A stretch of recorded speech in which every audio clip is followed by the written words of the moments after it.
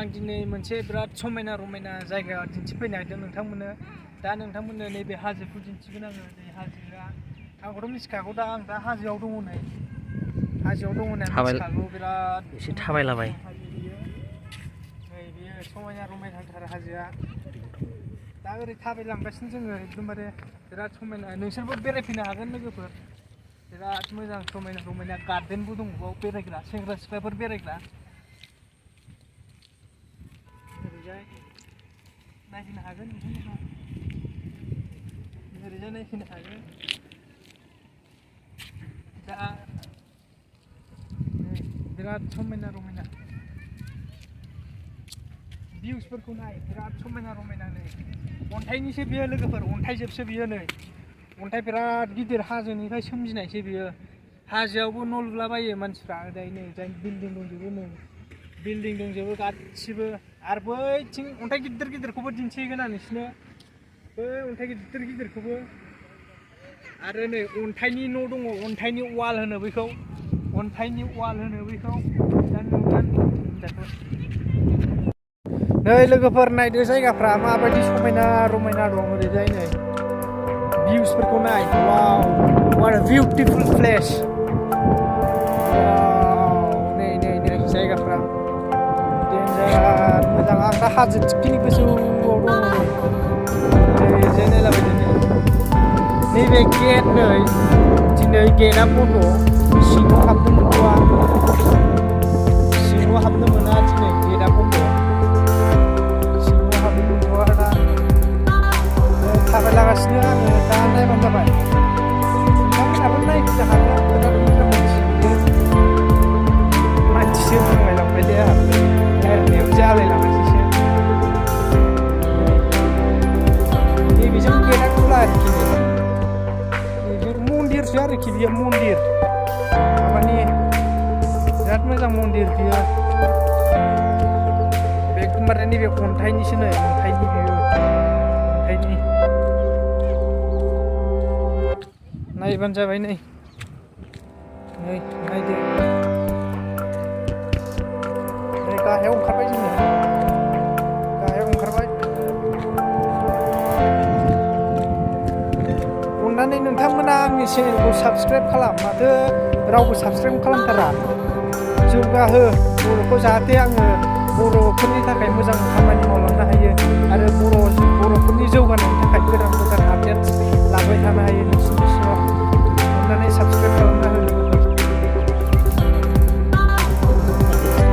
आरो नै सासे लोगोआ बानायलांगासिनो। नै हाजो थिखिनि गोजौआव दङ आं लोगोफोर, हाजो थिखिनियाव। हाजो गाखोगासिनो, बिराद गोजौ।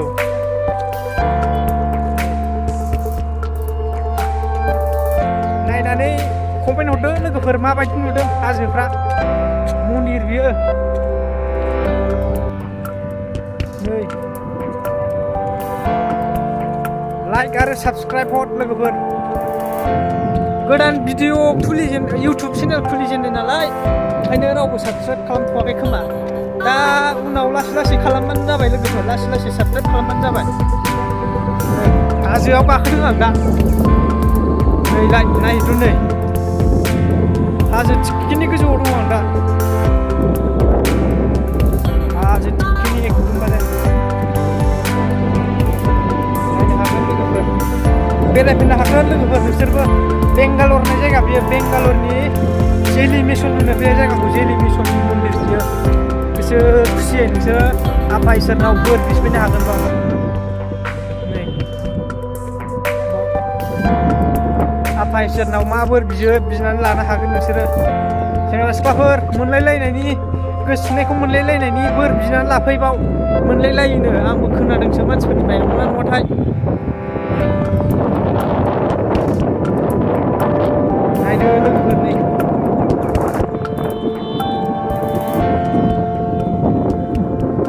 भिउसा डेन्जारखा दा। नोंसोरबो नायफैनो हागोन लोगोफोर। नै हौरै बिल्डिं दंजोबो, बैजों बिल्डिं दंजोबो। नै नुबाय दा लोगोफोर।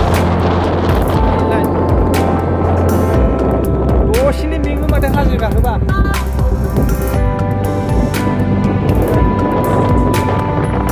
गोदोनि oldest मन्दिर in Bangalore बियो oldest temple in Bangalore. So guys, if you want, you can come and visit in this temple. The name is Mission Temple. It's located in Mission Temple. So guys, you can come and visit and see over the views. Look at the views. It's amazing. Just see what's the nature. Wow. So we don't have in northeast like that view. Just look at the view. Wow, what a beauty over here. So friends, you can come and visit and have some party over here, and you can have party here also. So whatever you like, you can take here. No issue for everything what you take. But smoking and drinking is not allowed here. It's restricted area for smoking and drinking. But you can have lunch, breakfast, whatever you like to have. You can have parties over here. Just look at the monuments. Look at these monuments. Wow, it's made by stone. Okay, just watch it. Look at the view. Wow.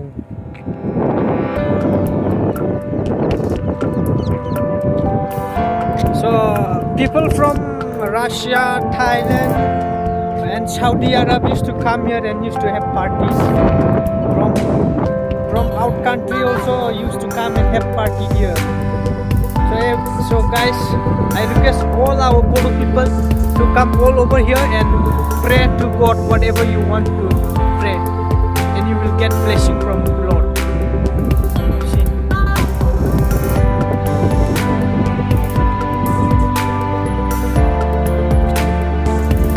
Setelah berbeda dia dengan warnanya, dia sangat suka berada. Setelah berbeda dia.